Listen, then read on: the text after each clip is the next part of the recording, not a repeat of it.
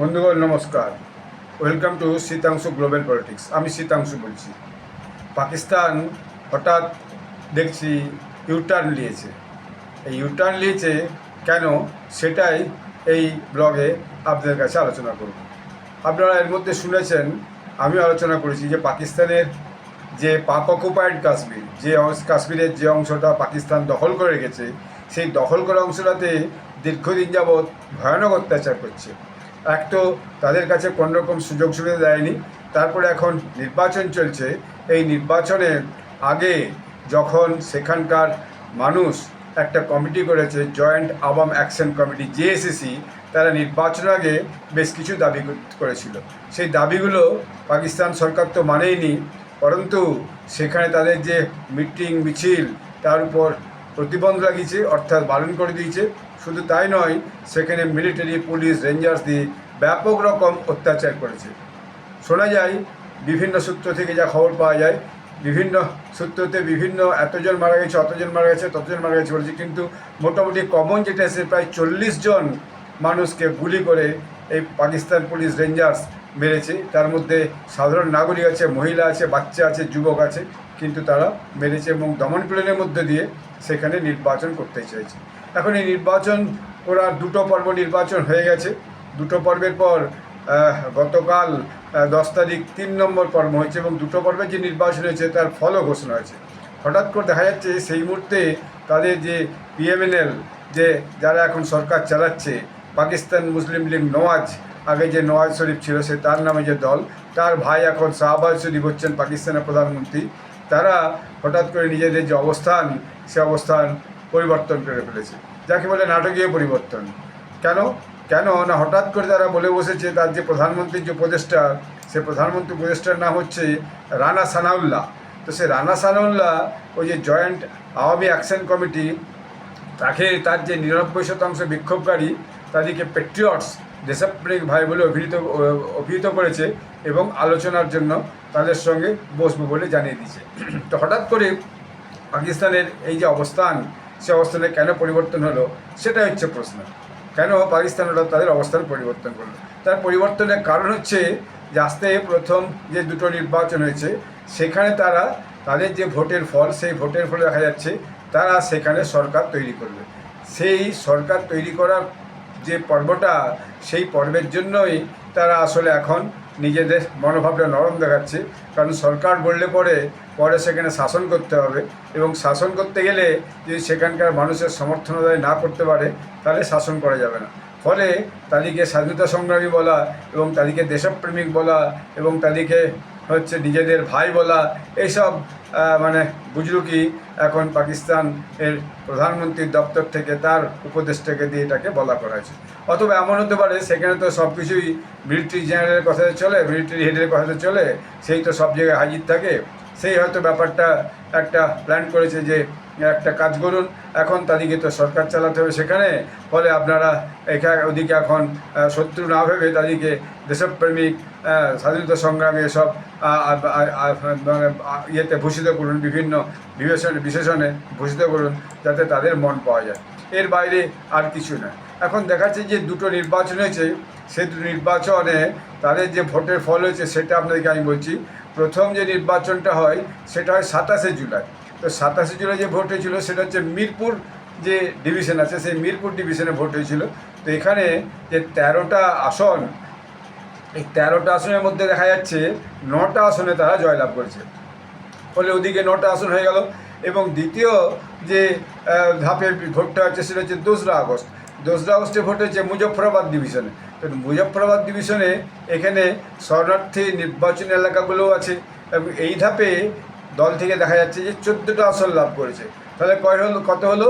14 আর 9 সব মিলিয়ে আপনার হয়ে গেল 23টা আসন। তো এই যে 23টা আসন, এই যে 23টা 24টা আসন, এই 23টা আসন হয়ে গেল। ফলে 23টা আসনে যে আর একটা সম্ভবত গভর্নমেন্ট নমিনি আছে, 24টা আসন বলা আছে। 24টা আসনের ফল লাভ করার পর তারা বুঝতে পারছে যে আমরা ক্ষমতার কাছাকাছি এসে গেছি, বা ক্ষমতা আমরা পাবোই, ক্ষমতা নিশ্চিত করার একটা অবস্থায় পৌঁছে গেছে। তো এরকম অবস্থায় আবার এই যে 10 আগস্টের নির্বাচনটা হচ্ছে, তার ফলটা চূড়ান্ত পর্বের যে ফল, সেই ফলটা বেরোলে পর দেখা যাবে যে অবশ্যই তারা সংখ্যাগরিষ্ঠতা পাবে, কারণ মোট আসনের মধ্যে অধিকাংশ ভোটে তারা অতএব জিতে যাচ্ছে। কারণ সেই কারণেই তারা বুঝেছে আগামী দিনে এই অঞ্চলটাকে শাসন করতে হবে। শাসন তো করা নয়, আবার কতদিন এই অঞ্চলটাকে তারা এক্সপ্লয়েট করতে পারে, শোষণ করতে পারে, সেই চেষ্টাই চলবে।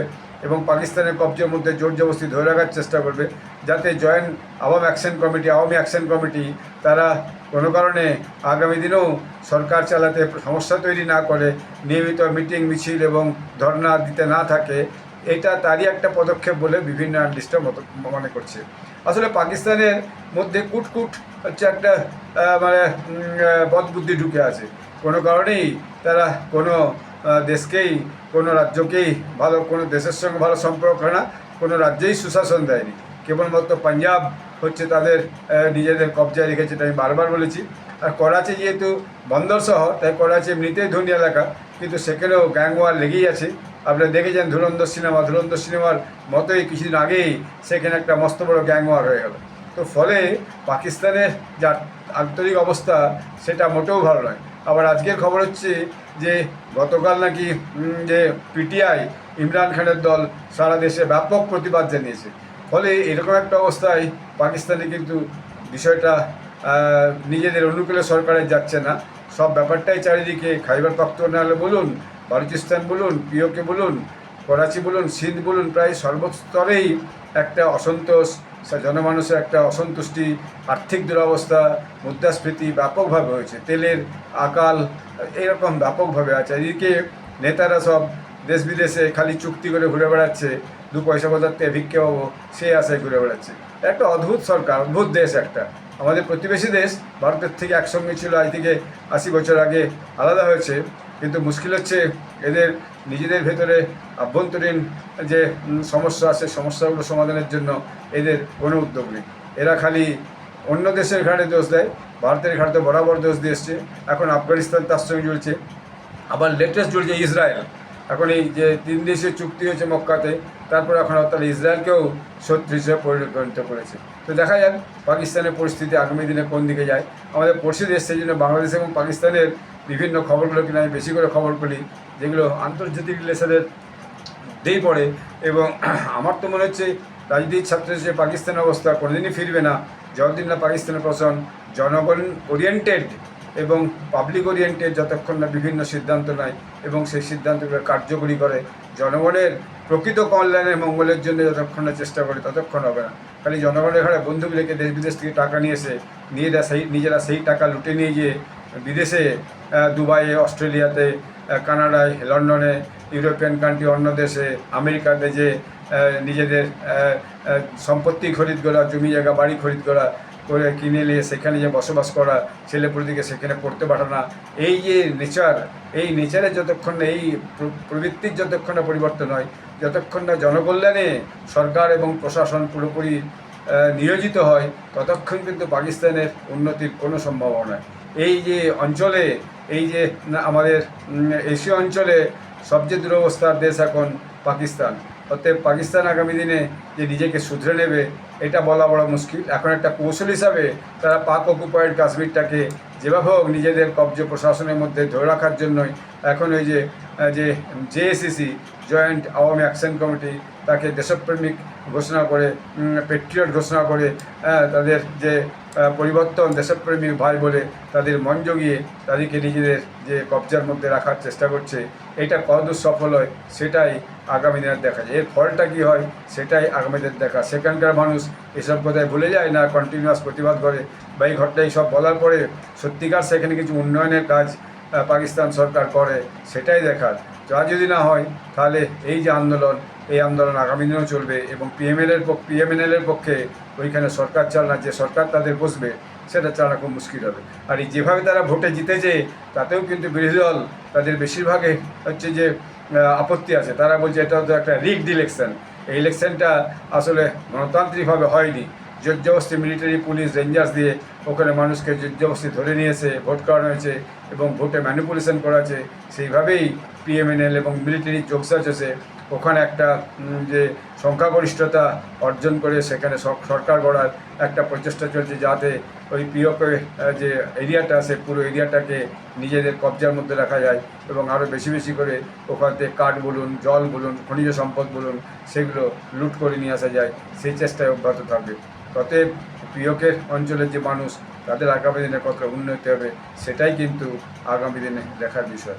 তা আমরা লক্ষ্য রাখবো যে পিওকে যেহেতু আমাদের একটা অংশ তাকে জোর করে দখল করে গেছে, সেখানকার তারা কি ব্যবস্থা আগামী দিনে নিচ্ছে সেই অনুযায়ী ভারত অবশ্যই তার যে ভূমিকা সেই ভূমিকা পালন করবে। এই ব্লগটি এখানেই শেষ করছি। আপনারা সবাই ভালো থাকবেন। জয় হিন্দ, বন্দে মাতরম, ভারত মাতা কি জয়।